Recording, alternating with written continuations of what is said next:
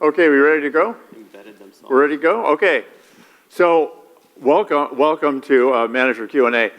So I've got pictures of the 6 of us up here, so you can figure out who we are. If there's any question, Tammy's probably Tammy.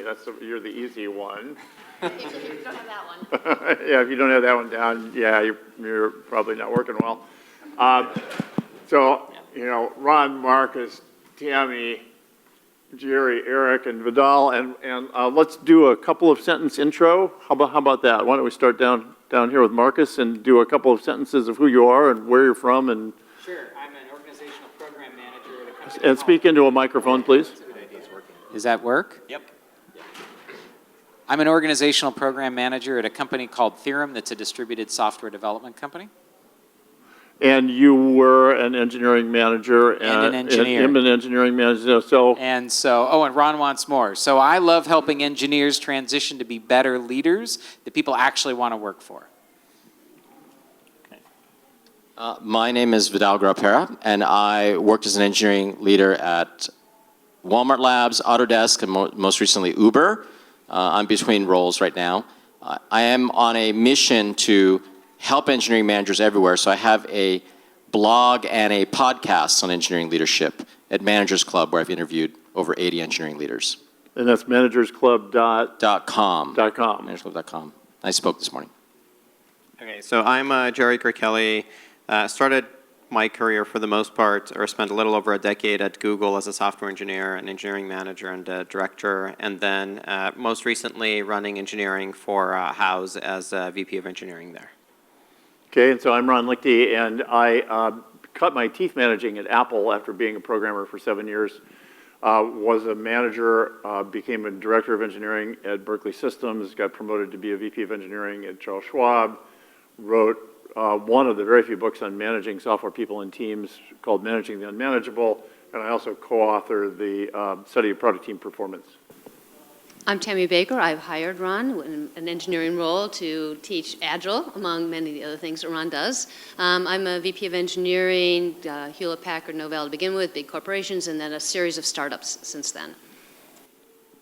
I'm Eric Braun. I'm part psychologist, part engineer, and I bring them together. So I'm a director of engineering and of manufacturing systems engineering at Network Energy Systems down in San Jose over here, and I also do work with companies, people, and individuals to transform the way they operate within a corporate environment.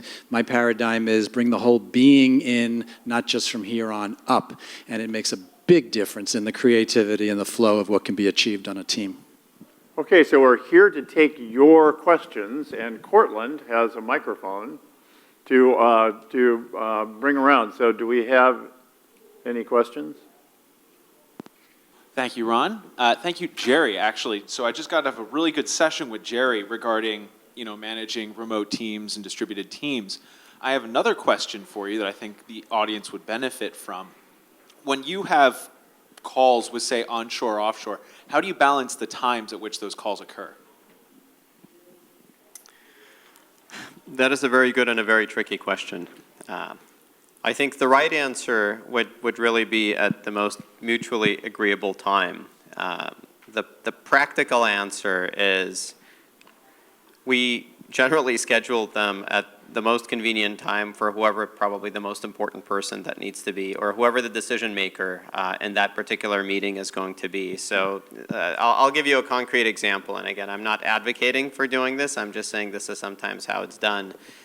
In our particular case, I guess the biggest time zone difference would be with Israel, and so it's usually very much nighttime for them when it's morning time for us, and for it to be slightly better nighttime for them, we'd have to have meetings at 8 o'clock in the morning. Now, there's no engineer that will show up in our office at 8 o'clock in the morning, so usually nothing happens between 10 a.m. or before 10 a.m., which is around 8 o'clock in the evening for Israel, which is very unfortunate. But considering that most of us sort of roll into work right around the 10 a.m. time period, then that's when the time, or that's when the meetings are scheduled. I actually don't mind taking calls very late. I'm much more of a night owl, so I'm happy to dial in and have discussions at 9 o'clock in the evening or 8 o'clock in the evening, even 10 o'clock in the evening to make it kind of morning time for the other folks when I'm dialing into their meeting. But generally speaking, I would certainly advocate if there's even 2 or 3 hour overlap to kind of hold all the meetings at that given point. And that's what we try to optimize for. There's a fine time period between sort of 6 o'clock in the evening and 8 o'clock in the evening during which people will tolerate having meetings, even though it's super inconvenient for folks and kind of in other locations, but that's when we tend to do it. So I'll piggyback on top of that because I've run teams in San Jose and Poland and Romania. So that's plus 9 hours roughly from here, depending on plus or minus, which is I think that's easier than plus 12. It's a lot easier than plus 12, so you have a little bit more challenge over there. So what we'll do is, our guys over there in Poland, fortunately, they're okay going home, doing their dinner work, putting their kids to bed, and then they'll sit on the meeting. So when we have a team meeting at that level, San Jose's in at 11, they're in at 9. Other times, we'll just do an 8 a.m. meeting, but everybody's allowed to get in on Skype or whatever our communication channel is, right? And so they don't have to come into the office to do it. And that helps a lot. I could add something there too. So at Uber, we had a big development office in Hyderabad and Bangalore in India, which is 12 hours difference. So what we try to do is concentrate all the meetings like in 2 days. There'd be 1 day of the week where in the US, we'd try to do them early and it'd be late night India. And I know that people in India that day wouldn't even get into the office until noon because they knew they'd have to stay late. And then conversely, we'd have 1 evening a week US time where we would have calls up to like, say, 9 or 9:30 p.m. Of course, people could take those from home. But we try to concentrate the meetings like on that day. So all the other days of the week, it would be like a more normal schedule, but you'd have 1 night a week where US people would stay up late or India people would get in early for those.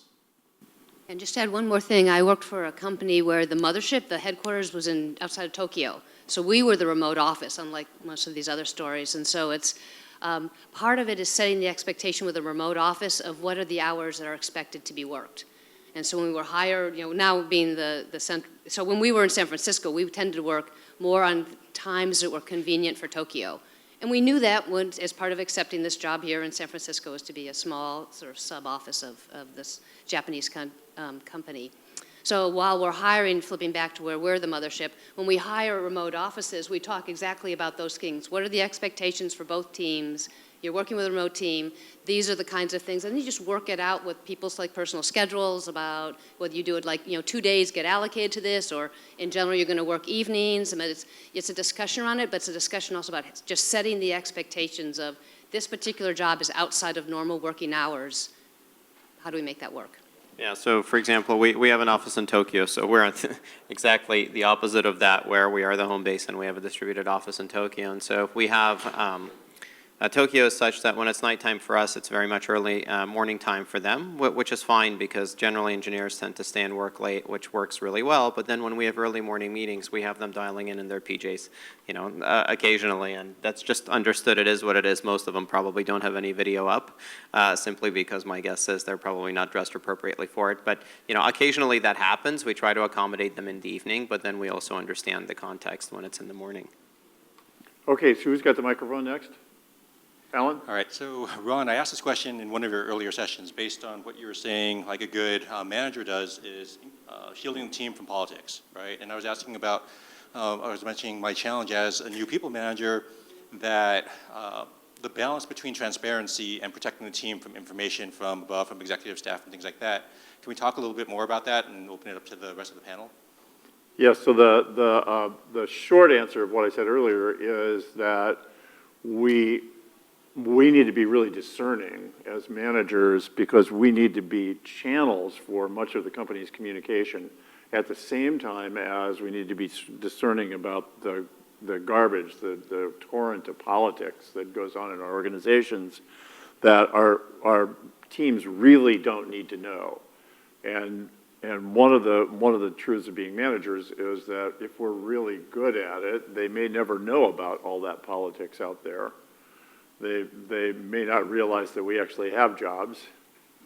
And I'm serious about that. I've had developers say, I don't think we need a manager. And they have no idea what my job is.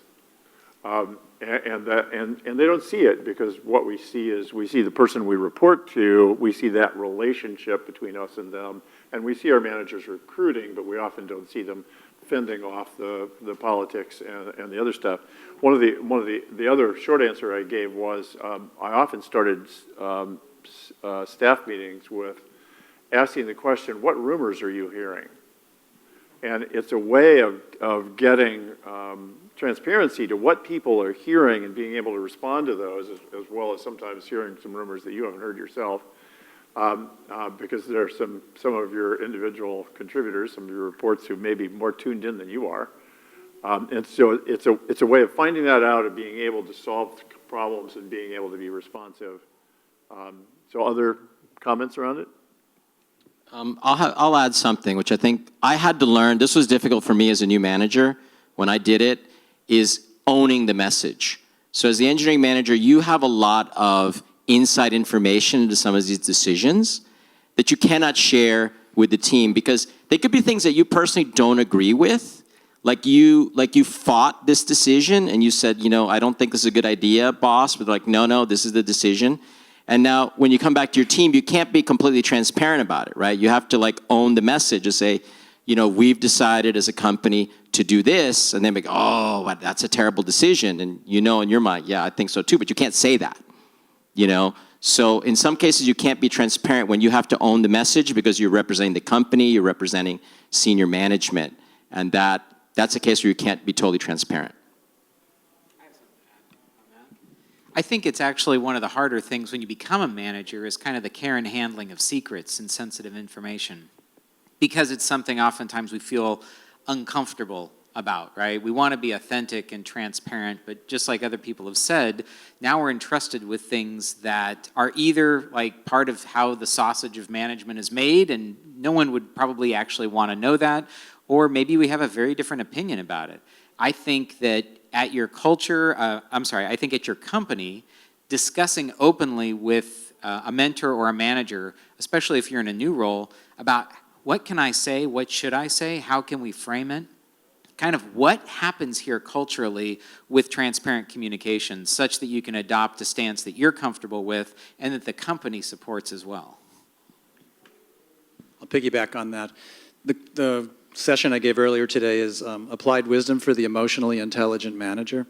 And so what I do is when information like that comes down, because everybody wants to know, et cetera, I kind of look at it and I discern what is this about. Because if it's a lot of times politics is noise. And then people like to get hooked into drama.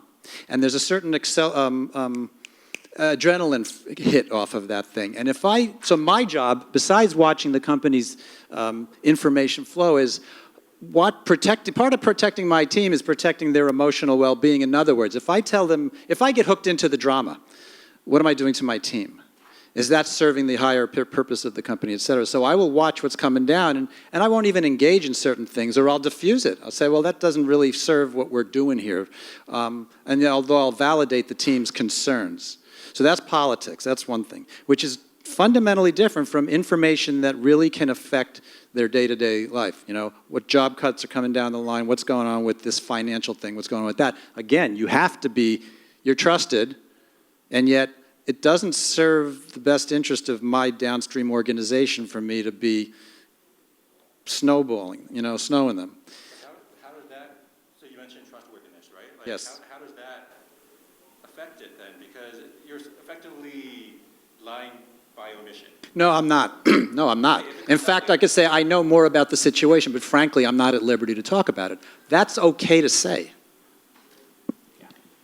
I kind of add a little bit to that. I think, kind of to Ron's point, part of a job as a manager or as a leader is try to figure out what's the most effective and efficient way to communicate information so that people can get their jobs done and so that they can feel motivated and empowered and so that they trust you as a leader. So a lot of that is about being as transparent as you possibly can be. But in some cases, there's certain information that you can't share, or more specifically, one of the things that I've deliberately shared with my team is I'm a big proponent of the Jeff Bezos model of disagree and commit. There's plenty of instances where I disagree with a lot of decisions that are made, and kind of in a private setting, I will argue against them vehemently. But once a decision is made that this is what we're going to do, then I will commit to it. And I've asked my team to do the same, like in open forum, or if I'm having a meeting with my direct reports, I say, look, no holds barred. You guys can argue with me all day long until we come to a decision. But once we come to a decision, I need all of you guys to commit to it, and then I need you to communicate it to your teams as if you had agreed to it to begin with. Otherwise, it's just not going to be effective. And at that point, once you go through the process, people also understand that some of the things that you're communicating because you have to communicate or because it's in the right interest of the company to communicate, but that doesn't necessarily mean that you personally agree with every decision that's coming down the pike. Right? And to me, that's sort of, it's basically a way to build authenticity with the understanding that I can't always tell you every single micro detail that went into a decision being made. It's just at some point I had to be on board with it, and at some point there's going to be some decision that I have to make that you may disagree with that you will also have to get on board with. Otherwise, it's just going to be a complete breakdown of effectiveness, right? Who's got the mic now? So I guess the only thing to add to that, and this is I don't think there is a good answer on this panel, is as a manager, sometimes you're in the position where you know part of your team is going to get laid off or fired or terminated.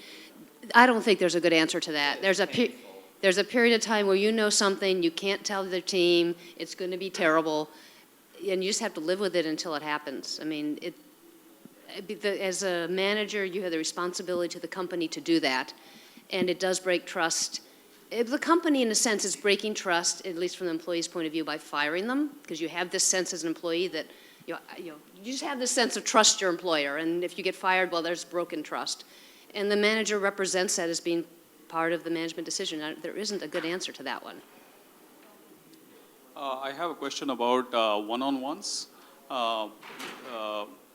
First question is, what is a good cadence for having one-on-ones?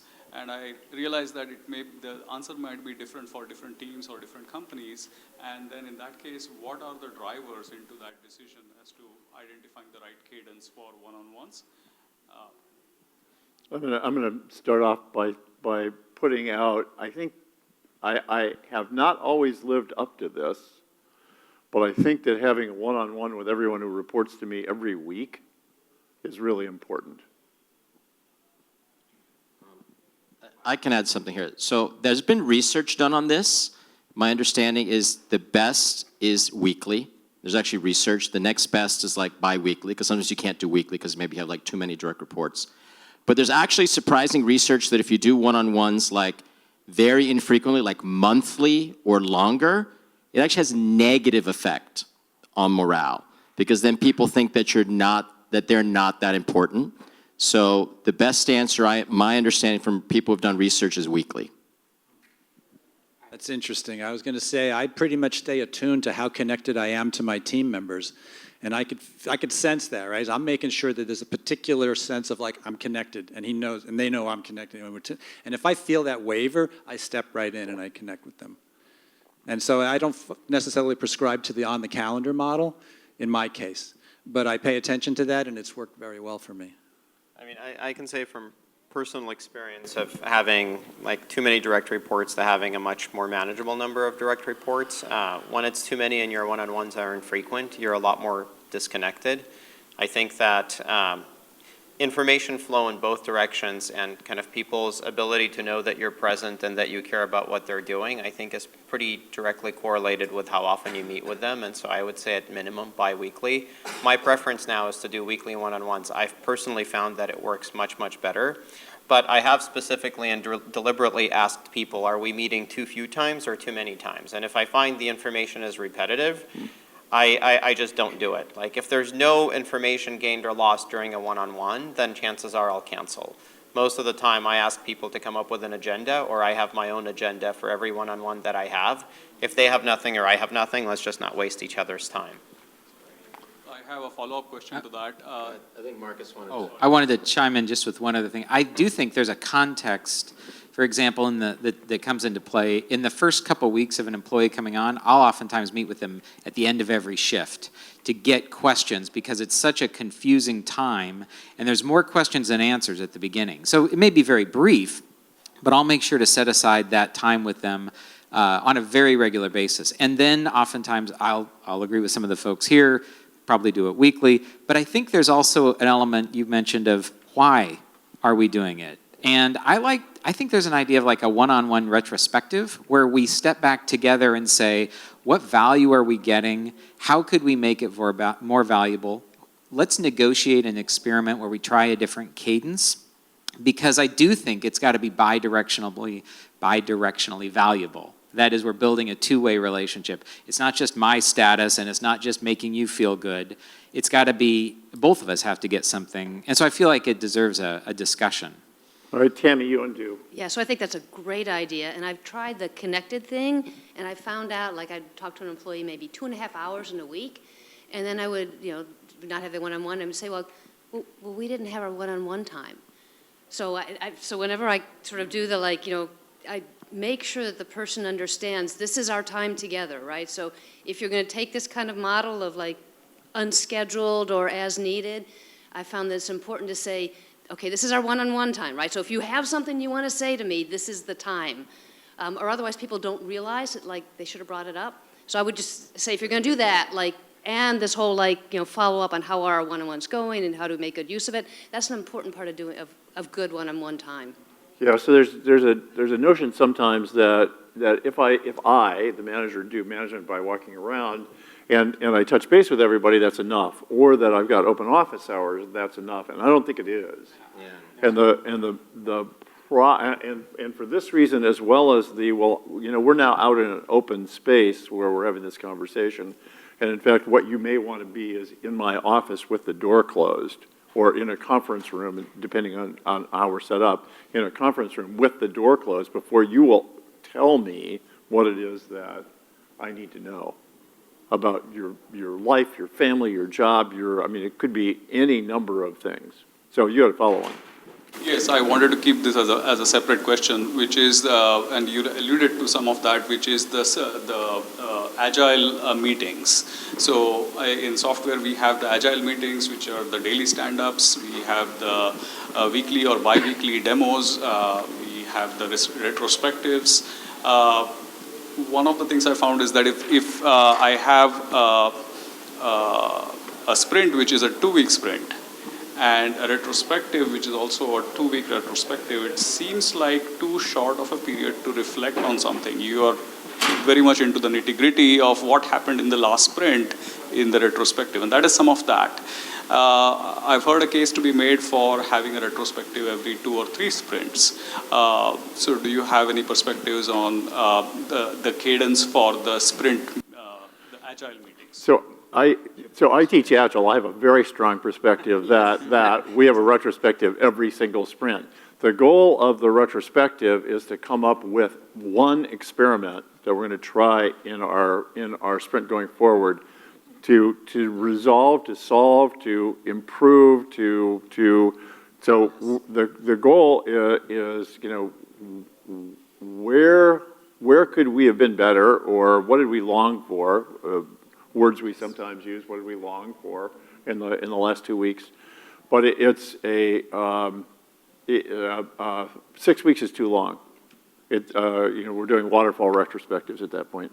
I agree with Ron. I've tried spacing them out longer because the team resisted, and I didn't find the retrospectives as valuable. So I think they should be done exactly the way, if you're following Scrum, the way the Scrum guide says, should be per sprint, like you're saying. And if the team's resisting, it's probably because we're not doing them very effectively. And let's figure out how to do. There's 3 great books on doing retrospectives. Let's dig into those and leverage those. I have a question.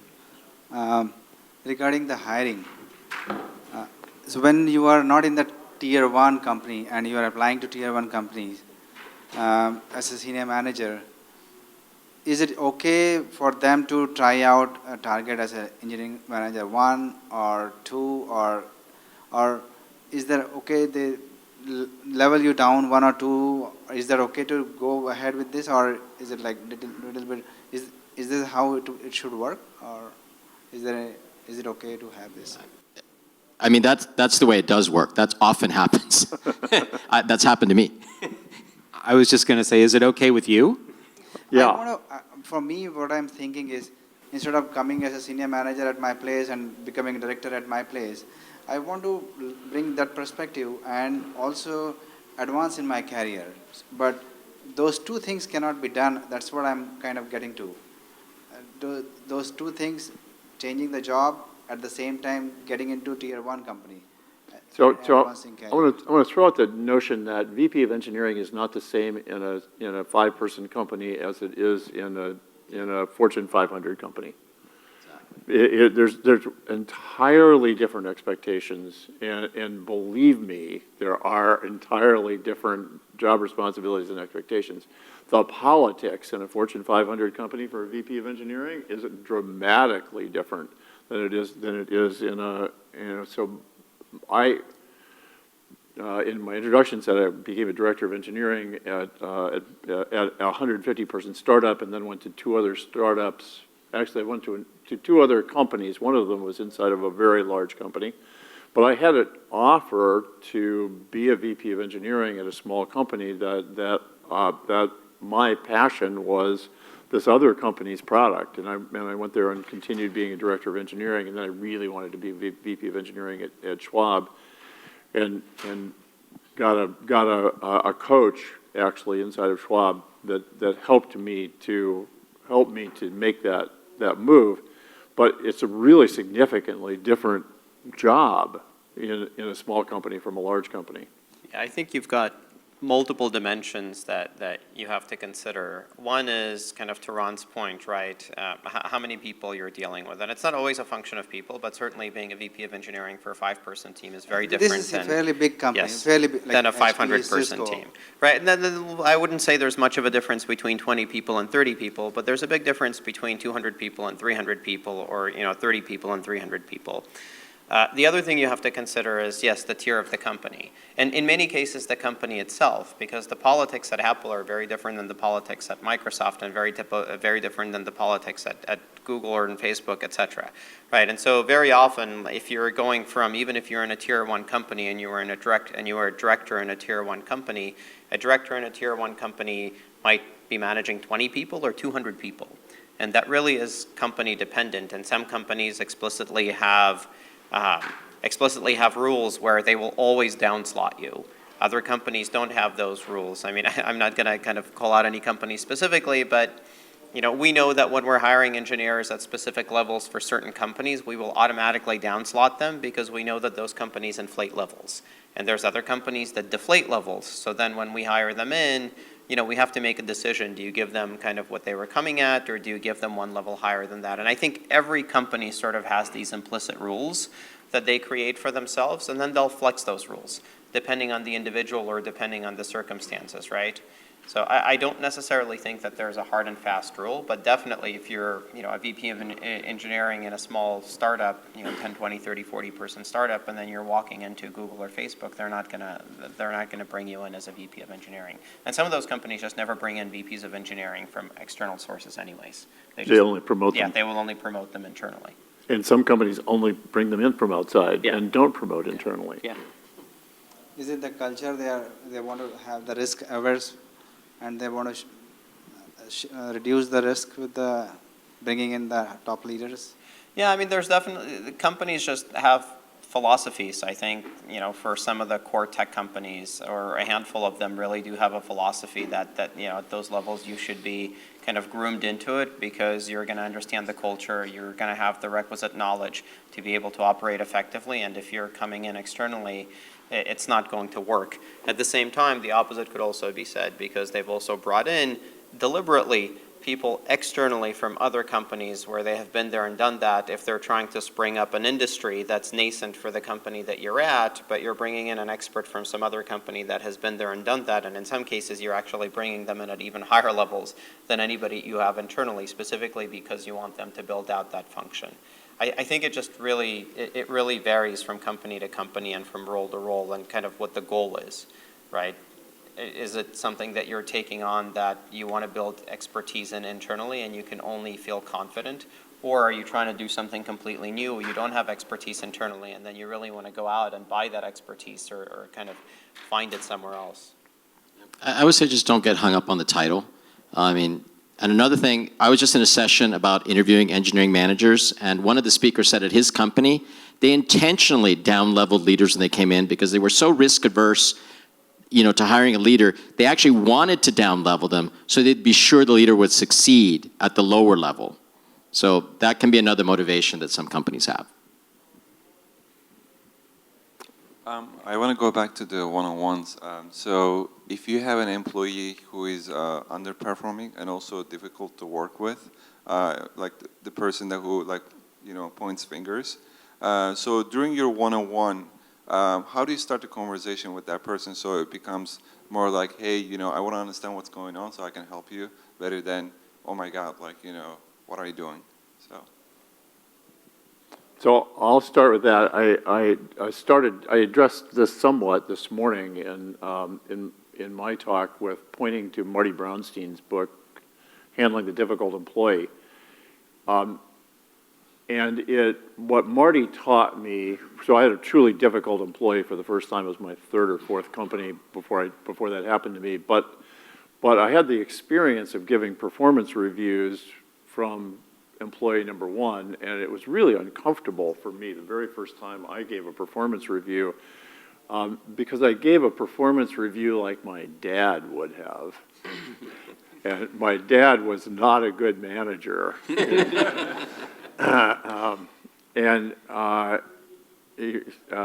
ran a good business, but he was not a great manager.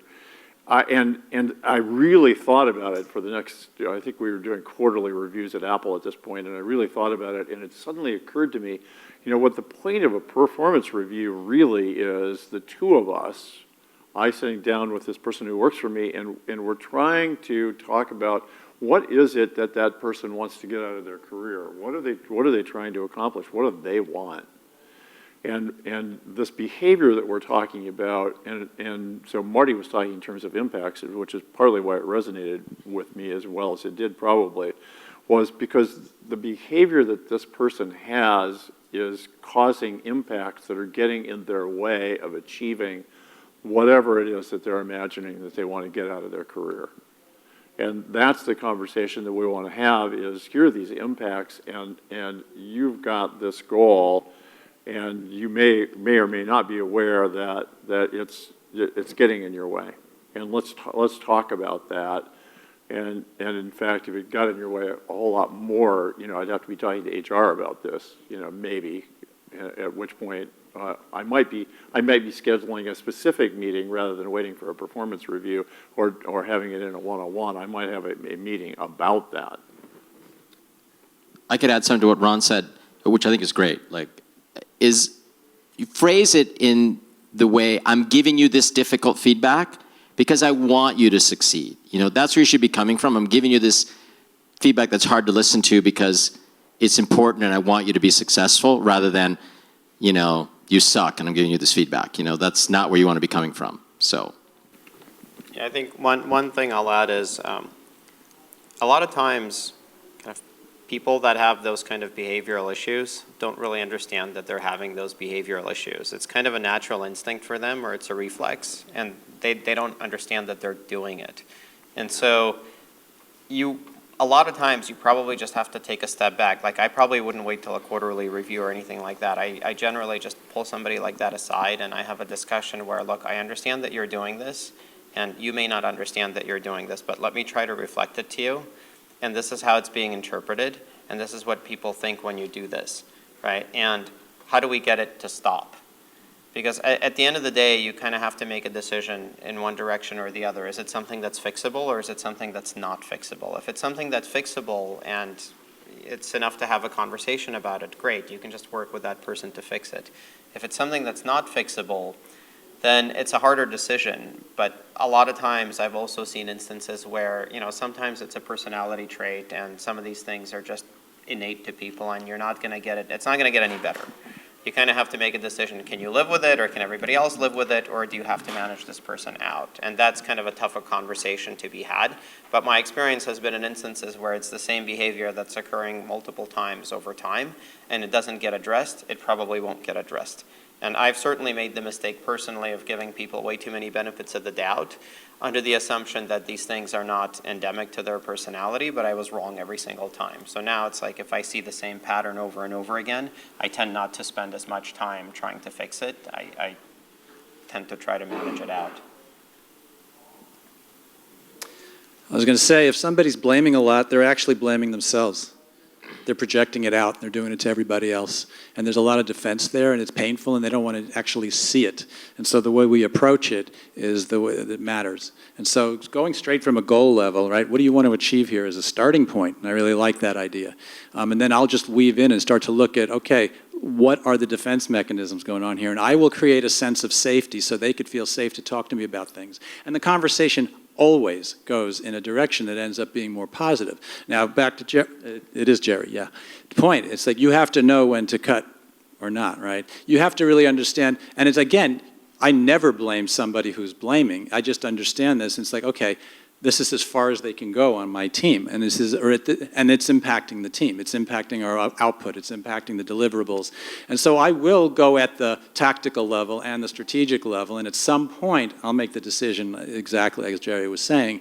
But if I communicate in a way that they feel like I'm on their side and in an authentic way, they will relax that defensive mechanism to the degree that they can. And then you can take it further. And from that point, you have to fundamentally pay attention to what the conversation is saying to you. Read between the lines, check your gut feeling. I'm a big proponent of that. It's one of the things I talked about, is that your gut feeling is telling you the truth almost always, especially when you start paying attention to it. And so if it tells you, keep going in this way, look at this direction, fine. If it tells you this is a done deal, you can't take it any further, then you have to act accordingly. The thing I can add on this is he's making it sound easy. This is not easy. And this also takes prep. If you haven't, even when you're experienced and have done it a lot, it may take less prep, but if the first couple times you've had to do it, prepare. Think about it, write out, like what specifically do you want to say? How do you want to say it? How do you say it in a way that's engaging and positive? But expect it to take prep on your time.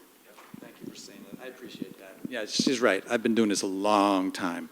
And you have a comfort. You just have I comfort. do. I really do. And so what I will say about that is let your mind hallucinate about how the conversation may go. If it goes this way, what would I do? If it goes this way, what would I do? So that you actually are rehearsing, in a sense. You're preparing yourself for that.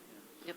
And part of preparing impacts, and I find this extraordinarily hard. It's very easy to say, stop doing that. It's very easy to talk about behavior, but it's way harder to think about what are the impacts, and to be able to describe those impacts. So one of the impacts always for a conversation with a difficult employee is I probably spent a week preparing for this conversation. That's one of the impacts.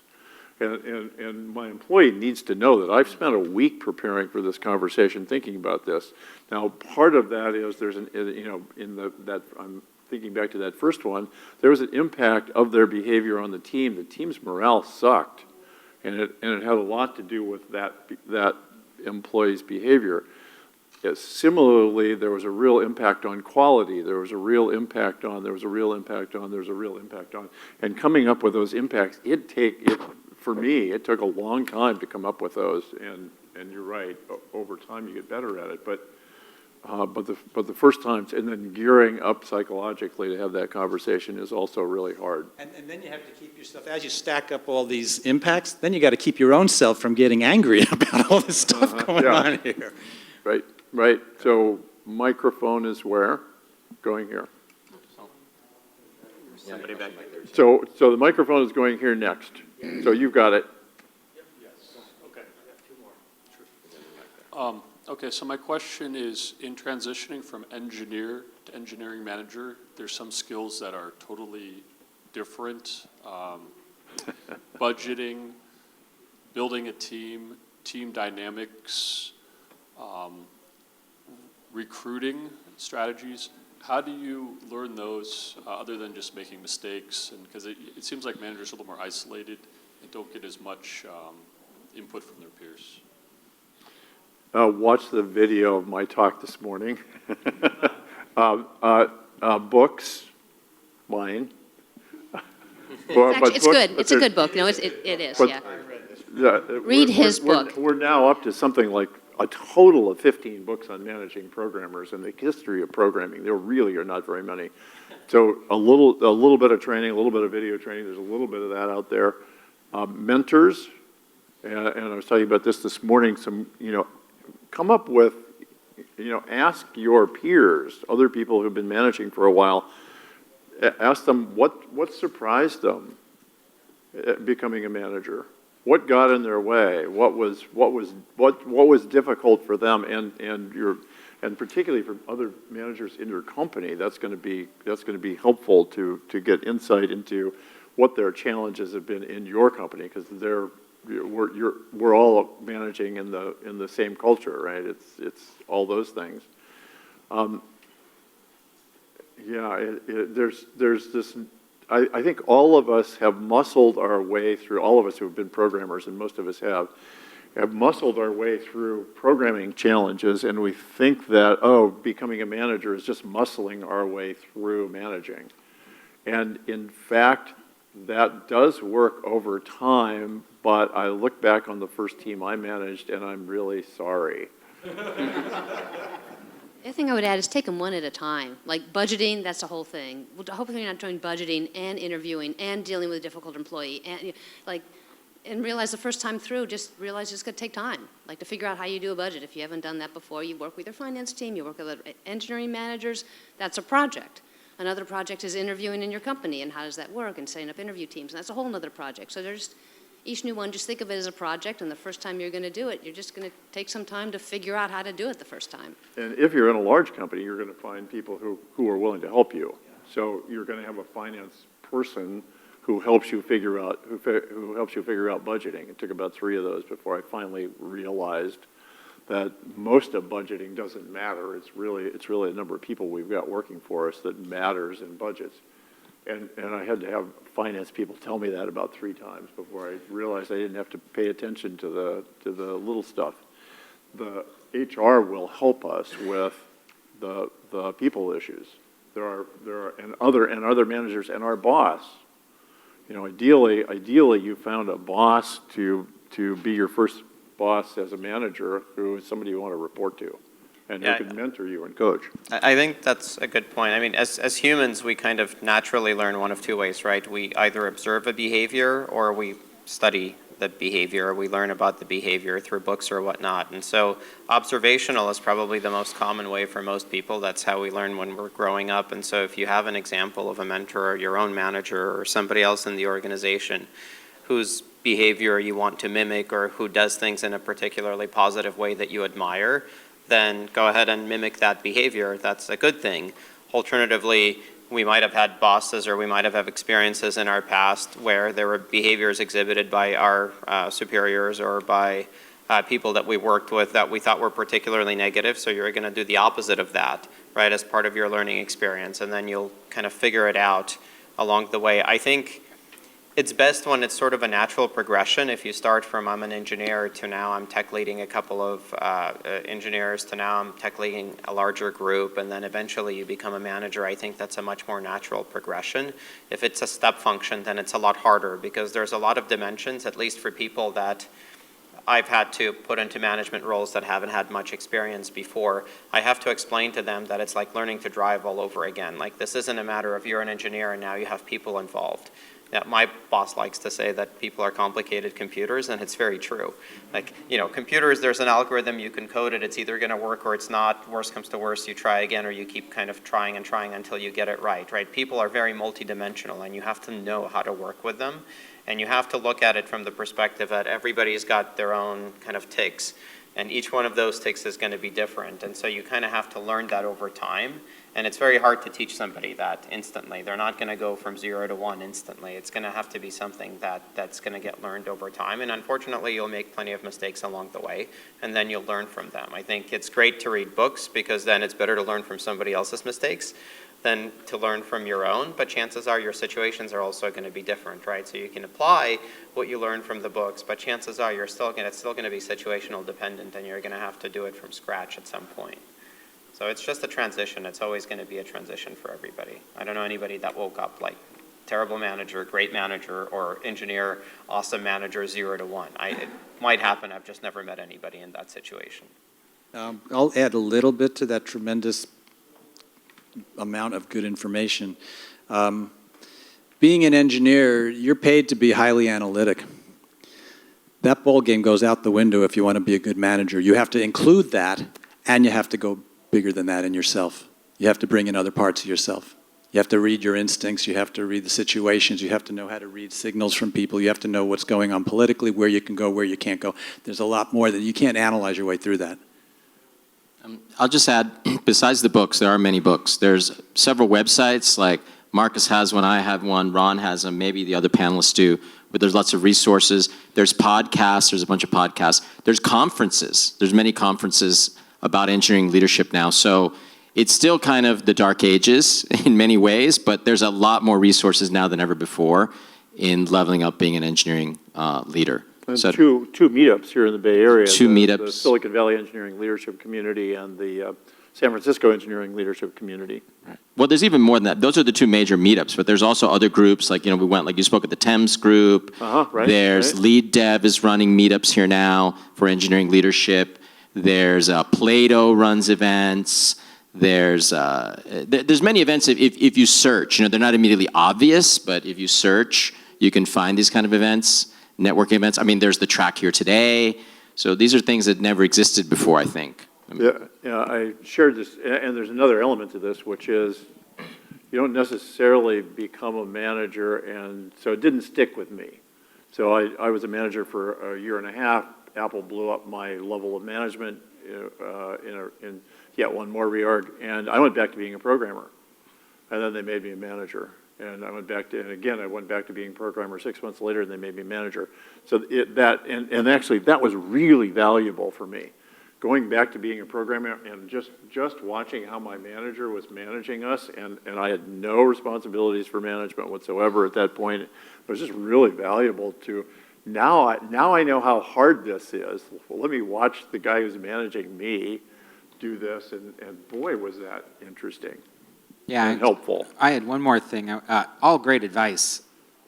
When I became a manager from an engineer, my company had a manager training program. Now I realize this is kind of old school, and probably that doesn't happen anymore. But the value was not so much in the training, but that there were 10 humans who all did the same job, and that was engineering manager, who spent a whole year having discussions twice a month about what was working and what wasn't, and how to do kind of the fundamental basics. And that really became, I think Jason Wong calls it the first team. Like the idea that those peers became my advocates, became my allies. Those people I went through that training with became, in some ways, the team I felt like I really belonged with. And I'm starting to see other companies create manager dens, or the idea is whether it's a community practice and it's formal, and if your company doesn't have it, why not try starting one? Coffee club, lean coffee, whatever it is. Like, are you getting together with other people and saying, let's not go this alone? Marcus, at one point you were creating those across companies. Are you still doing that? Are you Yeah. still facilitating that kind of thing? Yeah, I have a mentoring group that just meets over Zoom twice a month. And all they want to do is they want to have a forum to get new ideas, because the one thing about this job is there's no end to the number of surprises you'll find. Yeah, going back to but trying to take the positive spin, going back to the issue of how do you manage poor performers, bad performers. How do you manage? Poor performers, bad performers, troublesome employees. So I'd like to hear from each of you your most successful turnaround story about somebody who was the biggest pain in the ass to somebody who became a star employee, or as close as you can come to that. And how did you feel about it, and how did your boss feel about that? I'm happy to give you an example. So to be fair, I've seen kind of both sides of that equation, and I'd say it's probably 7:30 in terms of if somebody is in the troublesome category, or if you feel that they're not performing, the likelihood that chances are you're right, versus about 30% where you're wrong. But I will say that I've had a couple of instances where there was an employee and their manager just didn't see eye to eye. And I don't think it was an issue with the manager, and I don't think it was an issue with the employee, but something there was getting lost in communication. And they went on a performance plan, and then eventually they passed the performance plan, but it wasn't jiving. And so we ended up factoring them out. Like, when you talk to the employee, and if at least I felt, that they were very passionate, they wanted to do good work. They weren't troublesome, they weren't causing kind of ruckus, or they weren't causing issues with the team. It's just they were not performing on the team that they were on. So I said, okay, why don't we try moving you to a different team and have a completely different environment to see whether it's really you or it's the manager, just to sort of A/B test the hypothesis. And there have certainly been a handful of cases where it turned out to be fantastic, and that employee then went on to actually be a fairly senior member in the organization, like probably almost at the same level as their manager was at one point. So the reality is sometimes you never know. You know, people say you join companies and people leave managers, and so a manager has a lot to do with it, and sometimes it's neither the employee nor the manager. It's really kind of the combination of the two, where it's oil and vinegar and you have to separate. Otherwise, you just don't know. I can share a story. I mean, I have a couple, but I had someone who joined my team. They were a referral. They interviewed very well, and then they were just floundering, and they were doing very poorly. And members of my team were like, you know, why is this person here? Like, why don't we just fire them? You know, they're doing terrible. So, you know, long story short, you know, I speak with this employee, you know, I spend a lot of time with them, and I understand, like, the tasks that we gave them to start just weren't a good match for their skills, you know. And they also had come from a totally different environment, which worked a different way. He expected a lot more detail in these stories, and the work we gave them was much more vague and needed more research and all that. So I just assigned them, like, different work in this case that was more suited to their strengths. And as I got to know them more, they actually were really good at debugging, like, really weird issues and stuff that no one on my team could understand. And so I just found the work that was good for them, and then they just became like a superstar in that case, because you have to kind of, you know, each person's kind of like a snowflake, and you have to kind of find like what they're really good at. So in this case, they just weren't matched initially to tasks that were really good for them, and then later it changed. I mean, there's more to the story, but that's the short version.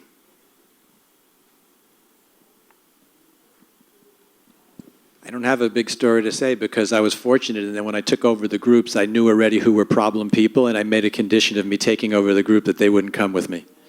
That's number one. That's the easy way out, right? But I knew that ahead of time because I was working in the groups. I knew very well who was what was where, and so I got to pretty much pick my team. And then when I hired, I hired in situations where I've never had a problem with the people I've hired, and I'm not exaggerating that. These people are amazing. You know, sometimes somebody doesn't feel like, you know, the work is working well, the company's stable enough from, you know, we're a small company and we've had financial problems, so they would bail because of that. But that was not a personality issue or problem. Yeah, I mean, it's more, managing this way is one thing. Managing laterally in terms of your peers is another thing, right? So in that situation, there's more potential contention depending on turf wars or whatever's going on there. So in that kind of a situation, I would just start to build stronger relationships and make sure we start to understand how we communicate with each other, and things eventually start to smooth out where we start to trust each other enough that we could be more honest with each other. And so even if we get into a contention, that's okay. We understand that under the contention, we really respect each other. That's established. And then we can go at it at this other level, and we do it, you know, and so that works. Well, part of why I wanted to come back to this issue is that you said you needed to name the impacts of their bad behavior on the organization, right?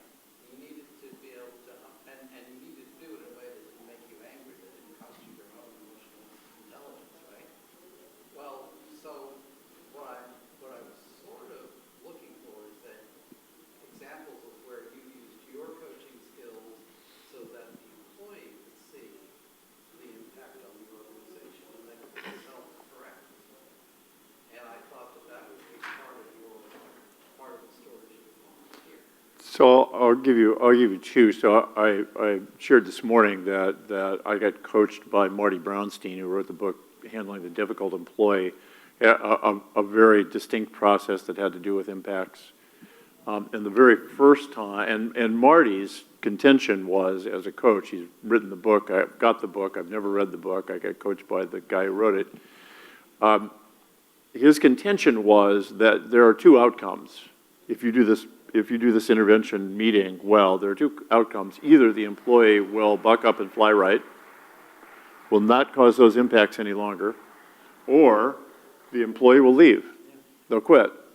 on their own without having to go through a whole HR process around it. But the result of that meeting will be they'll recognize that they don't want to do the work.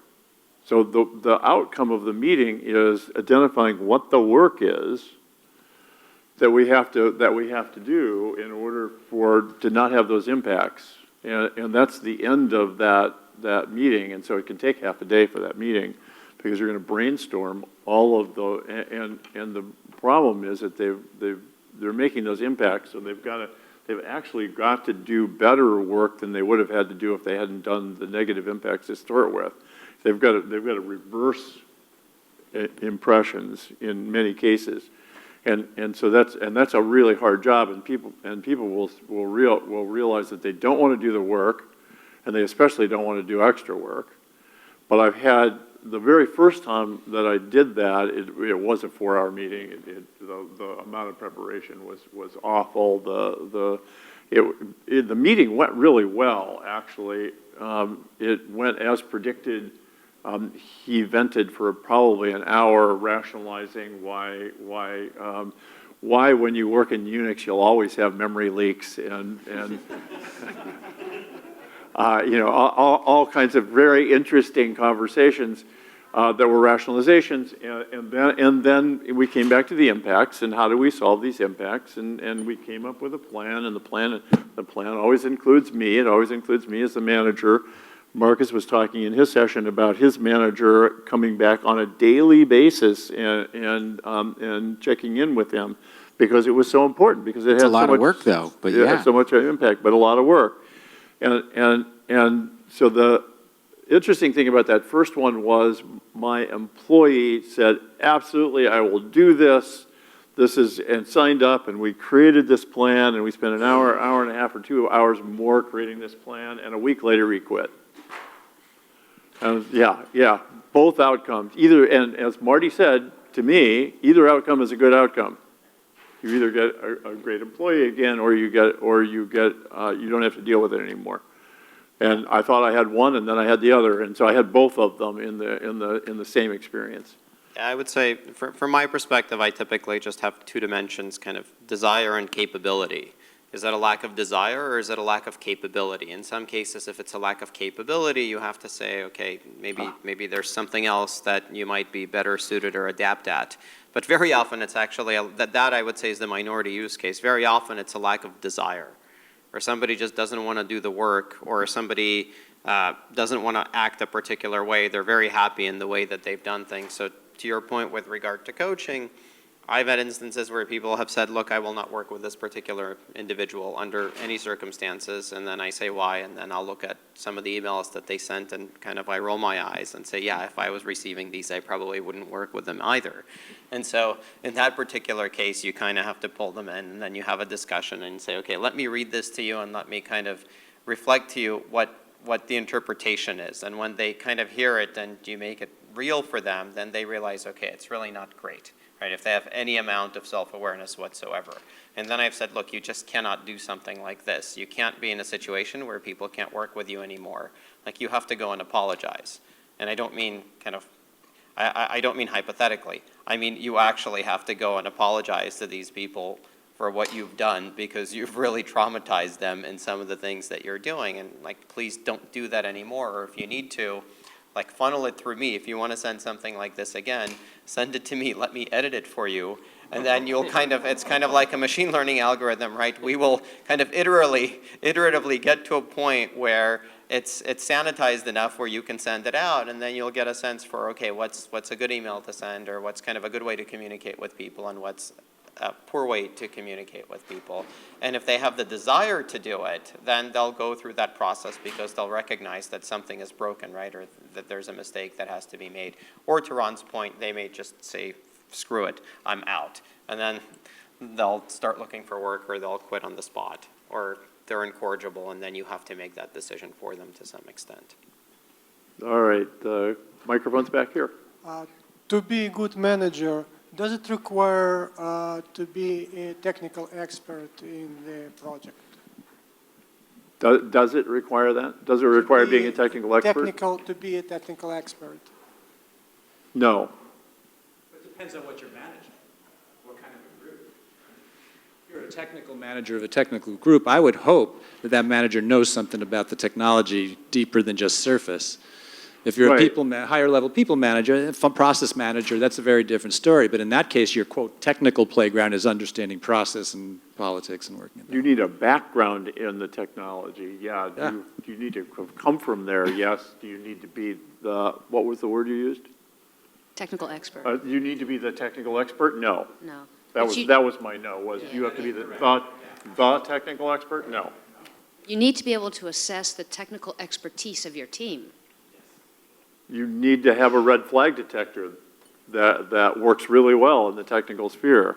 So I would almost argue that sometimes being too technical of an expert could be a detriment. I think it's very situational. So if you're managing a very junior team and you're the manager and you know less than the people that you're managing, it's probably not great, right? You're going to end up spinning your wheels or nothing is going to get done.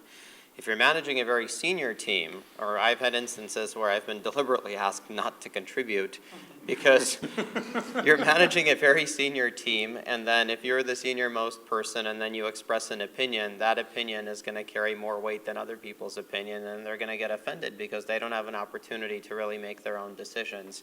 And so in that regard, I would say sometimes you benefit from not being the most technical expert on the team because you're actually not taking away from other people on that team who may know more than you do. And in most cases over time, if you're not directly working on a project, you're probably not going to be the most technical expert on that project. Chances are even more people way more junior than you, if they're hands-on in what's going on, they probably have a better oversight. Like you're there to really provide guidance, and in many cases you have a much more of a high-level perspective where you see kind of the forest for the trees, but it's very hard for anybody to really see the trees and the forest at the same time.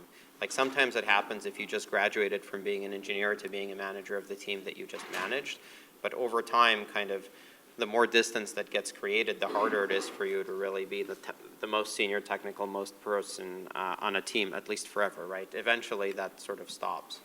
I agree with that. I mean, I used to be deep in it. Before I became the manager of the group, I pretty much wrote the frameworks for the group. So I understood at that level. But as I went higher up, what I found is, of course, I can't have my hand on the code that much. First of all, I don't want to anymore. I mean, writing code and managing at the same time is like playing chess and juggling at the same time. Context switch is too expensive. So, but what was really important, though, is that my technical unawareness of the group. Now, I manage a team that includes software, hardware, and mechanical engineering. And of those three, I'm really strong in software. That's my strongest personal discipline. That's where I came up through the ranks. So, of course, I don't understand everything going on those levels. However, I have to understand enough to know how to ask the right questions to help clarify situations and make sure that all the dots are crossed, T's are there.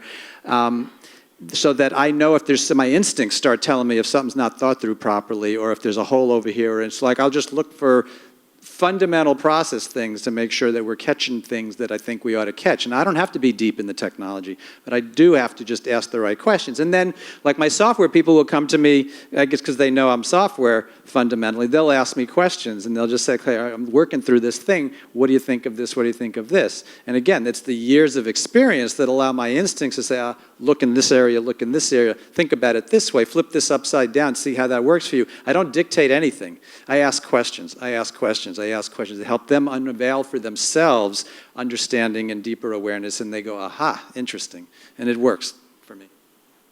And asking the questions, one of the things that probably all of us has found is that one of the best ways to find a bug is to describe why it is you can't find the bug to somebody else. And we are recipients. So probably everybody on this stage is a recipient of explain to me what the code's doing. And the scariest thing was I was only a couple of years out of being away from code myself, and I had a very senior engineer who was explaining who could not see the bug, and it was like, have you looked here? And it's really scary when you as a manager like think it's there, and it is. But mostly you don't. Mostly it's people are finding the bugs themselves. That's a great role for us, is being sounding boards, because developers will find bugs provided they can describe the way the code works to somebody. and we need to be good listeners. And by the way, these kind of skills come and go with time pretty quickly. When I was working at a startup, our CTO at the time basically could, write code in his sleep. In fact, I think he's written tons of code, never tested it, and it worked. And then 2 years later, I was a junior engineer, and then he ended up having to manage a lot more people, so he stopped writing code. And then probably another year after that, he decided that he wanted to start writing code again, and so he would come to me and say, well, how do you do this now, right? Because, I mean, sometimes you just, at some point, you get really good at something when you're training at it all the time, and then you forget it, and then you kind of have to ease your way back into it again. So it's very common that the senior-most person on the team, if you're kind of away from something for long enough, you tend to lose it pretty quickly. But then you gain it back pretty quickly, too.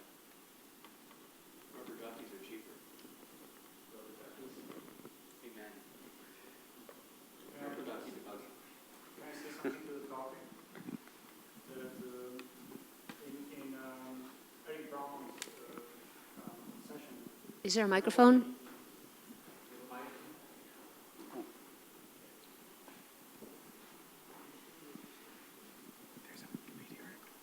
This morning at Eric Brown's session, when you asked what's the most important abilities of managers, none of was a good software engineer. It was all about people skills. Sorry, speak a little louder. This morning at your session, when you asked what are the abilities or properties of a good manager. That was my session? Mine was 1 p.m. I don't know if that was. I think it was Ron. I think it was Ron's session. I'm so sorry.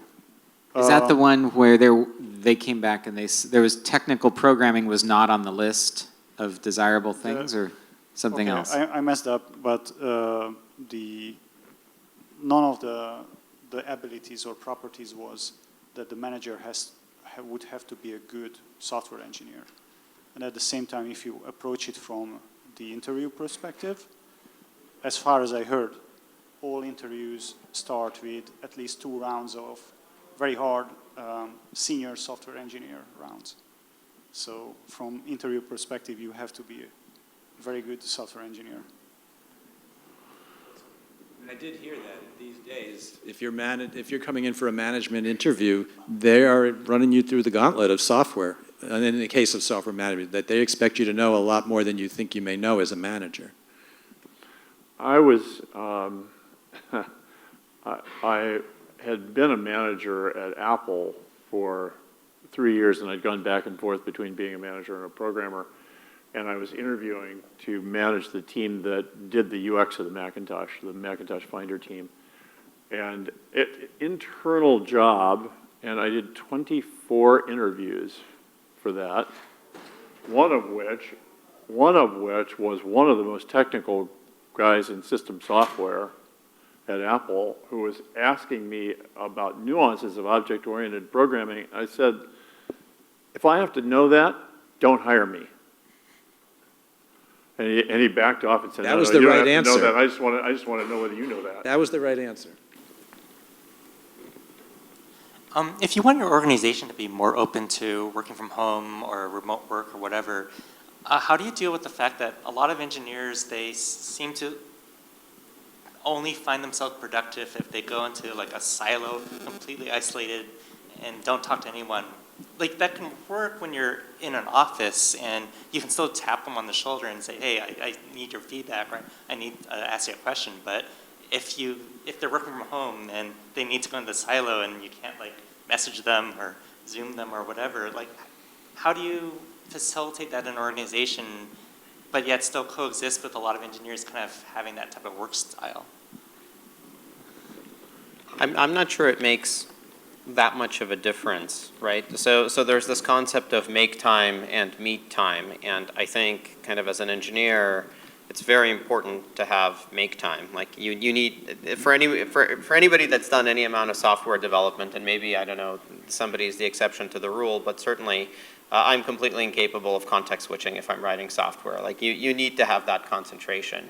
And so whether I'm physically present at work and I've got headphones on, like if somebody taps me on the shoulder, unless something is on fire and I'm in the middle of having a thought about how to build something, I'm probably not going to react. It's the same reason that you close your email when you're trying to do make time and you close your Slack, and you really need that time. So if you're at home and somebody's messaging you in that regard, and you want to concentrate, chances are you're not going to be reactive. Because the consequence is if you always want to be available and every time somebody slacks you, you context switch, you cost yourself anywhere from 15 to 30 minutes worth of work time every time you respond to one of those messages, right? It's practically impossible to get work done if you're constantly available. Even as a manager, I block off time where I just go through email and I respond and I don't do anything else. And then there's times where if people want to stop by, I'm happy to kind of talk to them or address their issues. But I don't fundamentally think the equation changes whether you're working from home or whether you're working from work. I think it's just easier to go and like tap somebody on the shoulder and really annoy them until they stop everything that they're doing. But from a politeness perspective, I think when people are in the zone, so to speak, they need to stay in that zone. Otherwise, you're really costing them way more time than you think. Part of your role as a manager is to explain that to the rest of the organization. Like, they just don't understand I tap you and I can lose like 20 minutes of time, just that context switch. The only group that I've found that understands that are finance, where they do really deep spreadsheets, like, super complicated Excel spreadsheets, and they'll have that make time depth. They get it. Nobody else seems to understand that. So part of your job as a manager is to explain to everybody else in the organization, don't interrupt the employees. I put up do not cross tape sometimes across employees' cubicles. I mean, so they really to make this point home. People just, anyway, assume that most people do not understand that loss of productivity from the context switch of I'm going to ask you what time it is, and that 5-second answer cost you 30 minutes. They don't get it. Really needed to be alone, and sitting in the office with headphones on apparently is not good enough. So I literally constructed a little hat and I wrote on it, "Cone of Silence," and I put it on my head, and they knew to stay away from me. That worked. It worked for a day. This is, and we're not answering your question, but we are. In explaining that to other people, to executives sometimes, I've come up, and it's really important to have programmers in the room with whoever you're talking about. So I do this in Agile training all the time to get product managers to understand the cost of tapping people on the shoulder. I ask programmers, okay, so you went home on Friday night and you left yourself a bookmark so that when you come in on Monday morning, you can continue work. And we're going to pretend that you didn't work for the weekend, and now you come in on Monday morning, and you sit down to write the next line of code. How long does that take before you write that first line of code on Monday morning? And, I think it floors some people to hear 15 minutes, half an hour, sometimes as much as 4 hours. People will give you that answer. And then the question I ask at that point is, so if it's a half an hour to be ready to write that first line of code on Monday morning, and you get interrupted every 29 minutes on Monday, how many lines of code do you write on Monday? And that also floors people because they're like, well, 0. And it's like, whoa, okay. And so it really helps bringing some programmers along to an executive meeting. Should we wrap this up? We should probably wrap this up. We should wrap this up. We're way over. So, yes, thank you. So thank you all. That's a great wrap-up. All of you.